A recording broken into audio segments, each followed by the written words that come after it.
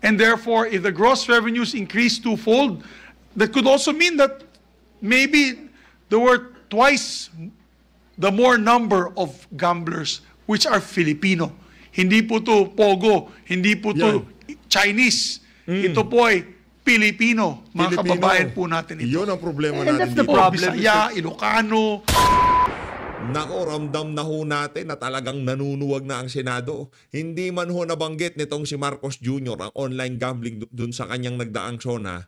Tumayo naman ho itong si Senator Joel Villanueva diyan sa Senado para mapag-usapan yaang salot na sumisira sa kabahayan ng sambayan ng Pilipino. At yan ang online gambling. At dito rin ho sa video na to pag-uusapan ho natin itong pinaka-latest na live nitong si Attorney Rowena Guanzon na kung saan merong caption, nakakabahala.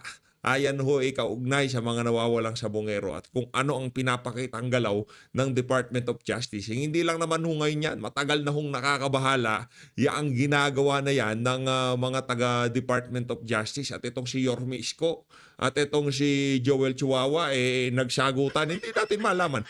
Ano bang problema nitong si Joel Chihuahua? Wala nang magandang solusyon para sa kanya. Ano ba talaga meron dito sa mama na to? Ba't wala nang ginawa sa pamahalaan kundi magbida-bida? Kasi sabi nitong si Yorme Isko Moreno. Pero bago ho pala yan mga kababayan. Kung bago lang ho kayo sa PH Update, isang like at isang subscribe. Masaya na ho tayo dyan. At sa mga gusto sumali sa ating community, yung joint button nandyan lang ho sa baba. Ayun na nga mga kababayan, 939,000 subscriber na ho tayo. Palakpakan! Magna 940 na tayo. Konting push na lang ho talaga mga kababayan. Sana mapaabot na ho natin ng 1 million subscriber ang PH Update. No? Ayun na nga, ano ho ba itong sagutan nitong si Yorme at nitong si Joel Chihuahua na to. Ang sabi ho kasi nitong si Yorme nung meron siyang interview dito kay Manong Ted Filon, kapag kasi sa local may pananagutan sa taong bayan. Kapag pumalpak ang alkalde, sigurado yun, sisipain ng taong bayan yun. Totoo naman ho mga kababayan. Kasi sa kasalukuyang sistema, mahihilo na ang sambayan ng Pilipino, hindi pa natin mapinpoint kung sino may pakana, kung sinong nang bulsa ng pera, kung sino may kasalanan sa mga palpak na flood control. Tama, mali. Wala tayong ibang sisisiin. Wala tayong mapipinpoint dito kasi kita nyo naman ho mga kababayan, hugas kamay silang lahat. Lahat ng aso ni Tamba, walang may kasalanan. Lahat ng nasa DPWH, walang may alam. Mga congressman, mga engineer, mga taga-DPWH, wala ho tayong masisi. Pero pagka ipinahawak yan sa sa mayor, local chief executive, hindi pwedeng magloko-loko yung na yan, yung mayor na yan, lalo na kung bahain ang lugar niya, tapos ipinamahala sa kanya yung proyekto na yan tapos pumalpak, wala na ho, hindi na ho maluluklok ulit yan sa susunod na mga eleksyon. Kasi napaka-skandalous ho ng baha na yan. Hindi nyo ho pwedeng itago yan. Hindi kagaya ng mga ghost employee, yung mga ibang proyekto sa pamahalaan. Pwede nyo itago pwedeng matakpan ng kung ano-anong intriga.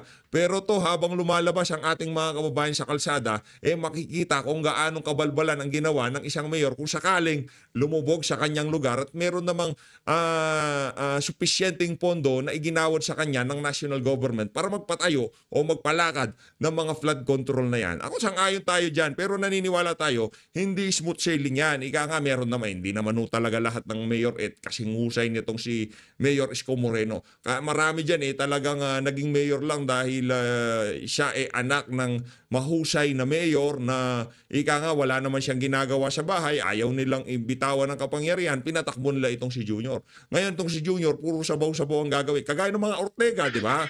Dahil walang ginagawa yung si Ortega dyan sa La Union, sabi ng tatay niya, mag-congressman ka dito, naknanto ka, pakalat-kalat ka dyan, nagpapahaba ka lang ng balbas mo, nagpapalaki ka lang ng bayag mo di ba? Mag-congressman ka nga, Ortega. Ngayon congressman siya. Parang ganun, no? Hindi natin mapiperfect. Pero ang punto dito, meron tayong mapipinpoint, yung accountability, alam natin kung kanino natin sisingilin, kung sino man ang pumalpak dyan. Dito hindi natin malaman. Hindi kasalanan ng presidente, hindi kasalanan ng DPWH, hindi kasalanan ng mga contractor, hindi kasalanan ng mga congressman. Sino may kasalanan? Taong bayan. Kasi nagtatapon ng basura kung saan-saan. Sino may kasalanan? Climate change. Yan hong nangyayari ngayong mga panahon na to. Yan ho. Anong sabi nitong si Joel Chua? Kapag hindi national government ang nag-i-implement niyan, magkakaroon din tayo ng problema. Ano daw? Anak ng tokwa. Doon sa flood control, gusto mo, baka hindi yon ang solusyon. Di ba? Bida-bida eh. Ganyan yung mga yan yung mga ika nga, utak biya, ika nga. Naging abogado pa naman. Saan ka ba nagtapos, Brad? Susuoli kita. Babalik kita kung saan ka nag-aral. Pagdating sa flood control, meron siyang nasasabi. Pagdating sa lahat ng aspeto ng pamahalaan, alam mo niya, magpresidente ka kaya, Joel Chua. O kayo na hong sumintensya dyan kay Joel Chua, pero ang sigurado ho natin dito, palsipikado ang mama na yan. At kung sakali man, makita nyo magloko-loko yan sa mga susunod na araw dyan sa House of Representatives, sa bagay, sa kapal ng mukha ng mama na yan, wala hong tatalab na ika nga pagbira dyan sa dyan sa Joel Chua na yan. Dito naman ho tayo mga kababayan kay Attorney Rowena Guanzon, ang ating pinakamamahal na Attorney Rowena Guanzon. Mahusay.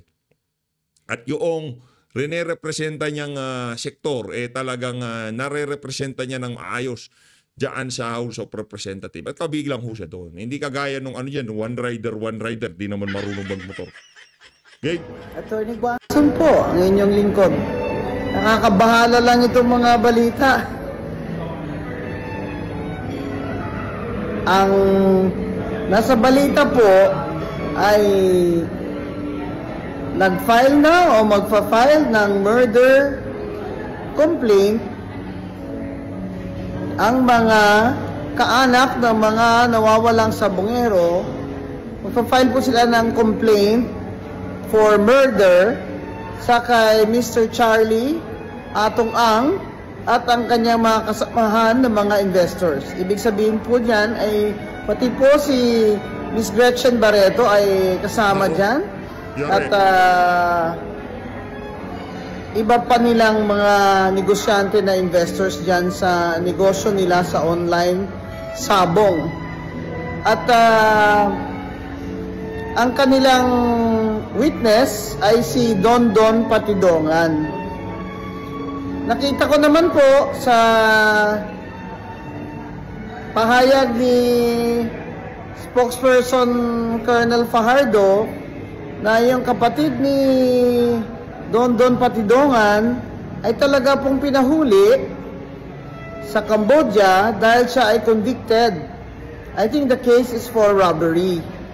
So, hindi po tama na ang sinasabi ni Don Patidongan na talaga pong pinauwian or umuwi yan para tumistigo. Well, whatever is the case, ang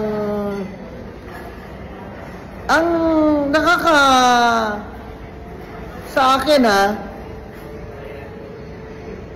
natawag yung pansin ko dun sa pahayag ni Secretary Remulla na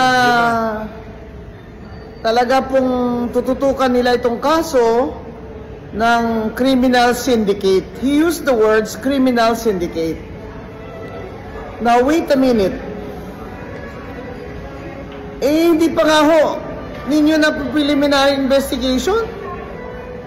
Wala pa ngang, hindi ko alam kung na-receive na yung complaint na yan ng mga respondents na si Mr. Atong Ang at yung iba pa. Naglabas na ng salita ang ating Secretary of Justice na criminal syndicate sila. Nako. Yan ang problema kay Boying Remulla. Mabilis ho silang maglabas ng mga ganyang klaseng litanya para lang ho yan kay Pastor Kibuloy, kay dating Pangulong Rodrigo Duterte, kay General Bantag. Diba? Ganyan ho yung galawan. Kaya yung pagtatrabaho na yan kay Atong Ang, ipagpalagay na natin, sige, okay. Merong ebidensya laban sa kanya. Pero dahil ganyan ang ugali ng ating Secretary of Justice, nababahiran. Ipagpalagay na natin, sige, meron silang dapat na ipaliwanag ang grupo nitong si Atong Ang. Ipagpalagay na natin. O kailangan nilang magpaliwanag dyan sa issue na yan. Pero dahil nga yung tumatrabaho, yung tumitimon dyan sa issue na yan, merong bahid ng ika nga pamumulitika, lahat ng galaw niya dyan sa ahensya na yan, hindi maiiwasan na wala pa mang preliminary investigation, wala pa mang, di ba? Ano na kagad? Ano ang tawag dito? Syndicate na kagad, criminal. Anak ng topa. Pambihira, oo. That's really unfair and unjust. The Secretary of Justice should be above politics. He should be fair and must observe due process and fairness at all times. Kasi po, siya talaga yung maglalagda ng final dyan sa resolusyon ng mga piskal. Kaya nakakatakot po kung ganito lagi ang maririnig natin sa ating Secretary of Justice ay mga pahayag na parang hindi pa nga po nakasimula ang kaso ay guilty na itong mga respondents na ito. Nangyari na rin ito noon. I think sa kay Tevez na case. Pero ito, tingnan nyo namang mabuti. Aralin ho ninyong mabuti bago po kayo maghusga. Kasi po, Department of Justice kayo. Kayo dapat ang nasasandalan ng tao para makamit nila ang hustisya. Hindi lamang yung pagpa-find guilty ng kung sino dyan isasakdal nyo, o hindi. Fairness din ang dapat ang standard ninyo sa mga akusado at due process lagi. Tama. Hindi po ba? Eh, yung anak nga niya nahabla ng drugs siya ang Secretary of Justice. Wala akong sinabi doon ha. Hindi ako nag-comment doon. Kasi syempre masakit din yun kay Secretary of Justice, si Secretary Remulla. Anak niya yun di ba? Pero ang mga tao nag-expect din po doon ng fairness niya, impartiality niya. Dito po, sa kasong murder na isasampa nila o sinampa nila kay Mr. Charlie Atong Ang at mga kasama niyang investors. Ayun na nga mga kababayan, yung napakabilis na press con nitong live nitong si Atty. Rowena Guanzon. Ngayon naman dumako ho tayo dito sa usap konektado pa rin ho ito sa sugal Pasadaan natin yung naging palitan nitong si Majority Leader. Senate Majority Leader Joel Villanueva at nitong si Mig Zubiri. Game. Thank you, Mr. President. I'm happy that you're excited with my standing here, Mr. President, as I asked the gentleman from Bukidnon if I may be allowed to just ask 2-3 questions, Mr. President, with the indulgence of the gentleman. Of course, Mr. President. I'd be honored to be interpolated by our dear colleague and first of all, Mr. President, at the onset, may I be allowed to associate myself with the privileged speech of the gentleman from Bukidnon on the urgent need to completely ban online gambling in our country. In fact, Mr. President, this representation included in our top 10 priority measures Senate Bill number 47, or the Anti-Online Gambling Act. As we firmly believe, Mr. President, that these activities are a poison to that is slowly destroying the lives of our people. Senator Bato earlier asked about some of the data regarding online gambling. Let me just put on record, Mr. President, yung pong Capstone Intel, they revealed that 66% of young Filipinos aged 18 to 40 are involved in online gambling. 66%, Mr. President. Yes, age 18 to 40. Age 18 to 40. Part of the report, Mr. President, says even middle-aged adults are not spared. In fact, 57% of respondents aged 41 to 55 engage in various online gambling activities. And Mr. President, it's concerning because nearly a third of users bet 2 to 3 times a week, with some wagering up to 3,000 pesos per session. Mr. President, hindi na po biro ito, and if the gentleman would agree with me, and perhaps my first question is, would you believe that this is now it's a national crisis that we have to face, this growing and worsening online gambling epidemic, Mr. President? I totally agree with the gentleman from Bulacan, Mr. President. As a matter of fact, the figures that were mentioned by the good gentleman from San Juan, Senator Hercito, JV, is alarming.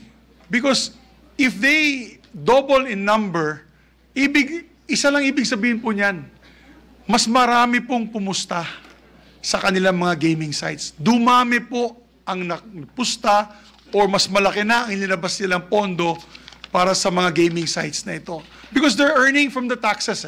The figures that Senator JV is pointing out are the gross revenues, and therefore, if the gross revenues increase twofold, that could also mean that maybe there were twice the more number of gamblers which are Filipino. Hindi po to Pogo, hindi po to Chinese. Ito po ay Pilipino, mga kababayan po natin ito. Yun ang problema And natin that's the dito. problem. Bisaya, Ilocano, Tagalog, Mr. President, that Filipino. is the problem. Because for me, ever since I became a member of this August Chamber, I always ask, what is really the policy of the government when it comes to gambling? Pagka dumaan sa Kongreso, binigyan ng imprimatur, it becomes legal. Pag hindi, illegal. Now, who is the state regulator? PAGCOR. You look at PAGCOR, perhaps it's only in the Philippines, Mr. President. PAGCOR is the regulator, at the same time, PAGCOR is the operator. In fact, in our hearings here in the Senate, I remember the PAGCOR chief made mention that they intend to end that dual role of being operator and regulator at the same time. But that was 2023, Mr. President. Until now, I don't see, Mr. President, maybe I'm wrong, maybe the gentleman from Bukidnon would have some information about this as to where is PAGCOR going? Are we, as policymakers, are we still going to allow this, Mr. President, na yung bankero, siya din ang magpupuli sa kanyang sarili. Yung operator, siya din yung regulator, Mr. President. Yan ang masama, Mr. President. Katulad yan, Mr. President, I just want to put on record, I don't know if you've seen it in the news articles, PAGCOR Employees Association, lahat ng empleyado ng PAGCOR, tutol sa online gambling. Can you imagine that, Mr. President? I actually mentioned it during my press conference. I showed the press release. If you go online now and check in the news, PAGCOR Employee Association, tutol sila sa online gambling. Siguro, dahil apektado din yung mga pamilya nila. Kasi alam naman nila dati hawak ng PAGCOR casino lang.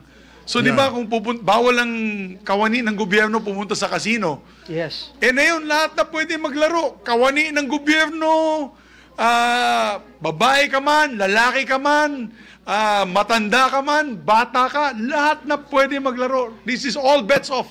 You can now play. Or sorry, rather, all bets are on. And that's why, Mr. President, would you agree with me that this is worse than Pogo? Oh, Lako. Mr. President, 10,000 times. when Mr. we were President. tackling Pogo here in this August chamber, everyone, Yan. overwhelming members of the Senate, abhors the operation of Pogo. And now, I'm glad, Mr. President, indeed, hope springs eternal. I have seen majority, overwhelming majority of this August chamber standing up and saying they are in support of banning online gambling. Ang problema dito, Sen Joel, yung mga taga-House of Representative. Ika nga nitong si Senator Rodante Marcoleta, yung mga congressman, naglulundagan pa pagka pinag-uusapan ng Pogo dyan sa House of Representative nung nakalipas na taon. Di ba? Talagang, ano sila ginajing titigil tong Pogo na to. Gigil na gigil sila.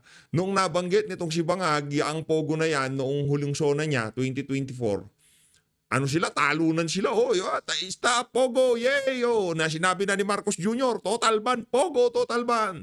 Nagsusugal mga Chino, mga Banyaga. Pero dito, iba ho itong mga kababayan. Ang nagsusugal dito, Pilipino, pero ni isang online gambling hindi naisingit ni Marcos Jr. doon sa kanyang huling sena. Ano meron? Bakit hindi man lamang naisipan nitong si Bangag na, ay, teka lang. Online gambling, yung nakukuha nila sa tupad, akap, yung mga ayuda, pinangsusugal lang nila. Meron tayong problema dyan. Diba? Hindi niya naisip yun. Pinagkibit balikat lang ho nung Bangag na presidente, itong online gambling na to. Pero yung Pogo na hindi Pilipino nagsusugal, gigil na matanggal. Wala tayong problema doon. Kung talagang gusto nyo, di ba? Tanggalin natin. Pero dapat, yung timbangan doon sa online, doon sa Pogo, mas mahigpit na timbangan, hindi kaya lintulad Hindi kaya lintulad. Dapat mas mahigpit na timbangan ang ipapataw natin diyan sa online gambling na yan dahil Pilipino na ang nagsusugal dyan. Tawagin ho yan, Pigo, hindi Pogo ha. Pigo ho ang tawag dyan. I was able to talk to our chairperson of the Senate Committee on Games. He made a lot of examples, Mr. President, including, Mr. President, those who actually committed suicide because of being addicted to gambling. Because this is definitely not entertainment, Mr. President. This is addiction. Yes, Mr. President. Addiction We yan. have heard so many stories, not only in my province, Mr. President, na may nagpakamatay, Mr. President. May pulis po doon sa Bulacan, sa San Miguel, hinold up yung LBC kasi lulun na po sa online gambling. Meron pong 14 years old din na bata na biglang may utang na kalahating milyon. Hindi ko alam paanong nangyari yun. And so I go, Mr. President, with BSP as regulator naman ng mga digital wallets, Mr. President. I remember when BSP was talking about their... Mr. President, before we talk about BSP, Yes, please. Yes, may I please. just add to the information, and this is close to the heart of my dear colleague and Majority Leader, Senator Joel. I forgot to mention in my speech again that isa sa mga, yung pinakamaraming comment dito sa pag-file natin ng anti-online gambling was the OFWs. Yes. Alam niyo po, and I know this because our good gentleman from Bulacan, not only is his kababayans from Bulacan are members, many members of them are working in other countries, or many kababayans of his is working in other countries, but also even in his church, which is all over the world. They would complain na galit po sila dahil grabing pagtrabaho nila, 24 oras, nagsasakripisyo, malayo sa pamilya. Tapos pagdala po nilang munting 1,000 piso, 2,000 piso, 5,000 piso sa kanilang pamilya, nauubos daw na kanilang partner doon sa Pilipinas or dito sa Pilipinas or kanilang pamilya sa online gambling. So, napakakawawa naman ang ating mga OFWs. I cannot explain the emotions that I've got with all these messages from our OFWs, giving us sad stories about what is happening to their hard-earned income. Thank you, Mr. President. I know that the gentleman from Bukidnon had a lot of first-time experiences, Mr. President, meeting our OFWs. And alam natin, Mr. President, yung hirap nila, tapos dun lang mapupunta sa sugal. Mr. President, balikan ko po yung sa BSP kasi may dinrap sila na rules prohibiting the association of digital wallets with online gambling. Ang PAGCOR po, nagbigay din ng anunsyo at sinabi na they were actually somehow warning BSP from giving this kind of warning, Mr. President. As they say, and I quote it, and I quote, Mr. President, from PAGCOR, it will dampen the growth of the sector. Tama ba, Mr. President, na pati ito, pakikialaman ng PAGCOR yung powers ng BSP to regulate itong mga e-wallets, especially with regard to online gambling? Alam mo, nakakalungkot, Mr. President. All I can say is nakakalungkot ang posisyon ng PAGCOR dyan. Parang binabaliwala. Altenco! Buisit ka, talaga mukha, napakamukhang pera mo, Altenco, walang hiya ka. Mukha kang 1,000 piso. Yung isang lalaki doon sa 500, kamukha ni Altenco. Kung pera. Naknanto ka, Altenco. Wala po nila yung social ills. Para alam naman Lobby. siguro, I don't know, Lobby kaibigan ko money. naman si Chairman Altenco. Are they, Kadiri ka, Brad. is the officers of PAGCOR that, what's a diplomatic word for kapal mukha? Kalma lang. Ako pwede ko sabihin yun, pero kaibigan mo yun, ako di ko kaibigan. Kapal mukha, mukhang pera, yun. Mukhang pera. Yun yung pinaka-ika nga mabait na salita doon na, synonyms ng kapal mukha, mukhang pera.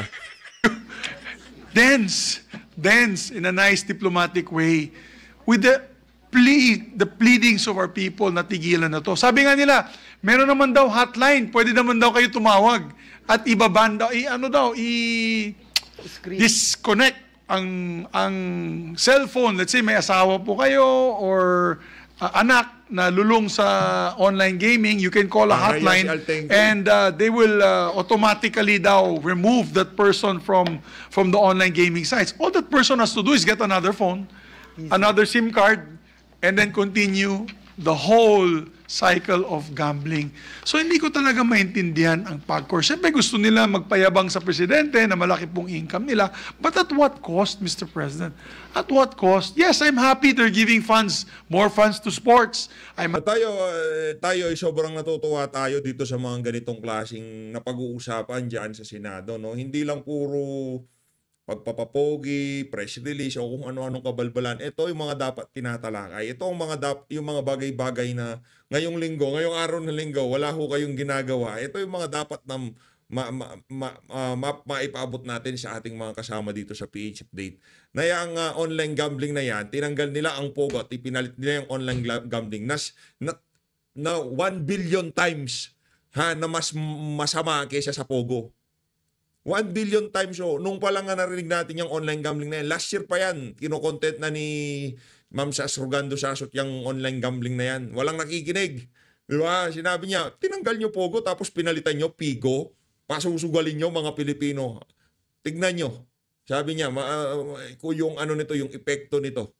Makikita. Ngayon, tingnan nyo mga kababayan. Hindi na nagsasalita itong si Ma'am Sas Rogando Sasot, pero yung kanyang mga linitanya no mga panahon na yun ang nangyayari ngayong mga panahon na to. Hindi nyo, tinanggal nyo POGO, nagsusugal mga banyaga. Kumukubra lang tayo ng pera sa kanilang mga buwis. Walang nagsusugal na Pilipino dyan, bawal. Mga kanulang yan, mga Chinese, mga banyaga lang. Walang access ang Pilipinas doon sa domain na ginagamit nitong mga POGO na to. Yung ginagamit nilang portal para makapagsugal itong mga mga banyaga na to. Wala tayong access doon. Ang ginawa nila, pinutol nila yon. Sabi siguro, may laki palang potential nitong sugal na to. Sabi ng kampo nitong si Marcos Jr., okay, pasugalin natin mga Pilipino, mga ga. I'm happy they're giving more funds to the classroom building program. Pero at what expense, Mr. President? Can we do it? Can we find other ways, other means, like efficient tax collection, like stopping of smuggling of agricultural products? Can't we not do that instead of just focus or create more jobs, manufacturing? Ang mangyayari po, dahil nga sa utang, ang dami natin mga kababayan, umaalis sa kanilang trabaho. Dahil nga lulong sa sugal, nangungutang, hindi nakakabayad dahil sa iya, ay hindi nakakabalik sa kanilang trabaho, natatanggal sila sa kanilang trabaho because they're similar to addicts, like drug addicts, like shabu addicts, na humahanap ng pera kung saan-saan para makapagpusta o makapagbayad ng utang. Abay. Yung, maniwala ako kayo sa hindi. Yung kinakalkal ng ipinagbabawal na pulburon ay yung bahagi ng utak na pinapasaya na nafe-feel mo satisfy ka sa loob ng iyong utak, yung chemical na nag-a-activate doon sa bahagi ng utak mo na yon, yun din ho ang bahagi sa utak ng tao pagka nag-e-enjoy siya diyan sa sugal na yan. Magkaparehas ho. Iisa lang ho yun. Kaya yung yung epekto ng addiction ng pagpapupulburon, ganoon din ho yung epekto ng addiction ng ipinagbabawal na itong online gambling na to. Parehas ho mga kababayan. Tingnan nyo naman ho.